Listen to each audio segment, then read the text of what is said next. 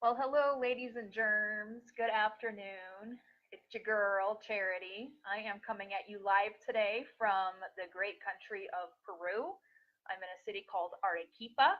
Very nice place if you decide to come and visit yourself. Very historic, lots of things to see and do. So, your girl have a pretty big news flash to share with you, and I hope you're sitting down. You might even want to have a Kleenex or two handy just in case it starts to get a little bit emotional, because this is pretty big news, and some of you may not take it very well. So, the news flash is you are probably not the highest paying recruiter in travel nursing, and you probably don't work for the highest paying agency in travel nursing. Oh God, was that too much too soon? I'm sorry. If you need to breathe for a second, please take a break. I understand that's a lot to take in at once. But guess what? That's the reality. That's how it is in this business. You are probably not the highest paying recruiter. You probably don't work for the highest paying agency.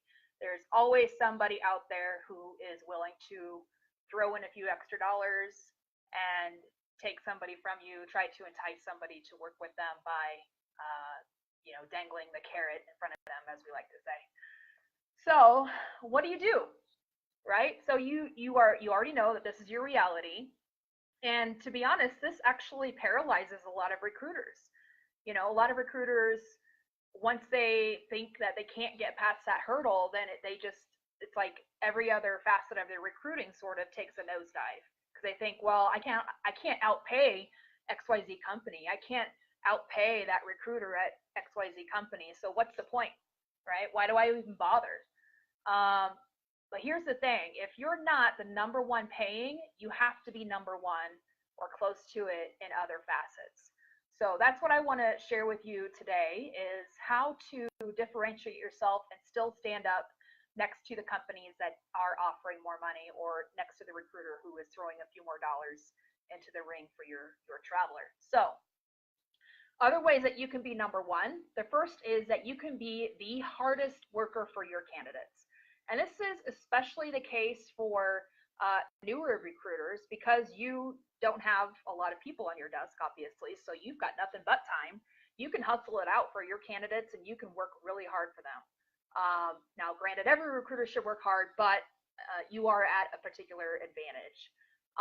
The other thing that you can be the top dog in is being available 24 hours a day, 7 days a week, 365 days a year, weekends, holidays, evenings, whatever, for your candidates. Be available.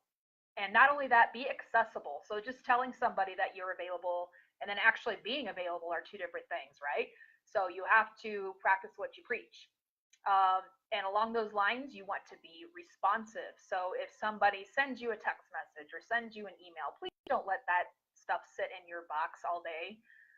Now, granted, you have a lot of things going on and you're probably a very busy person, but there's no reason why your candidates shouldn't get a response from you within the same day, within 24 hours.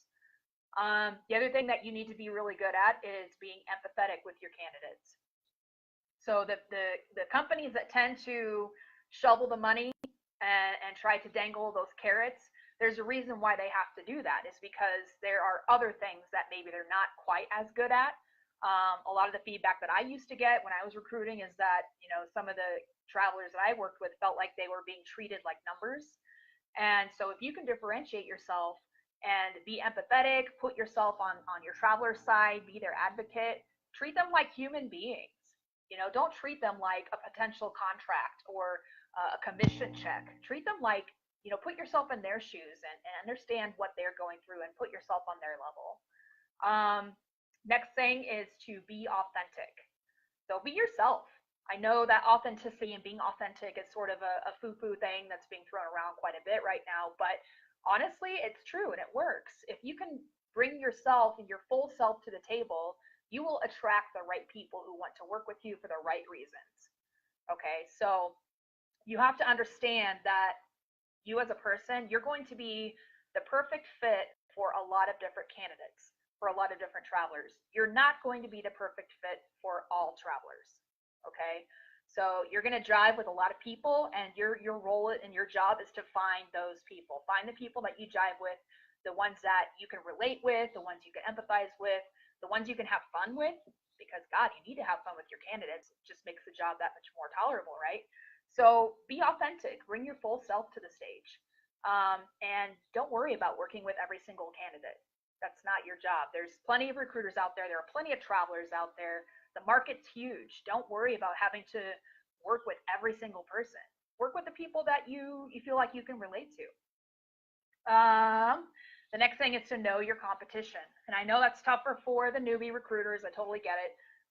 But the more research that you can do, the more questions that you can ask your travelers about what they liked about working with other companies, what they didn't like, what kind of benefits that company offers, what are some things they wish that that company offered. Just really absorb all of that information, and don't be afraid to ask questions. Don't be afraid to hop on other companies' websites and get a handle for how they do business and what kinds of things that they offer, because then you can say, well, look, you said insurance was important to you, and I looked on their website, and it looks like they actually don't have day one insurance, and we do. So how is that for you as a priority? And you can try to differentiate yourself that way by positioning your benefits as different from another company's benefits. I will caution you, though, against throwing other agencies under the bus, because in my opinion, that's unprofessional. Every agency is different.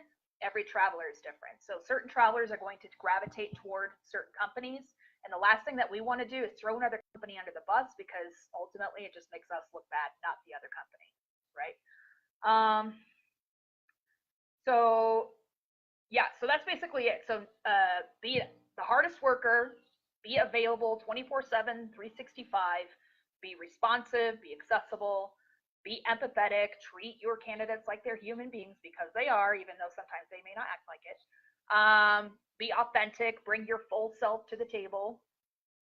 Don't feel like you have to work with everybody. Just work for the people that you jive with, and know your competition.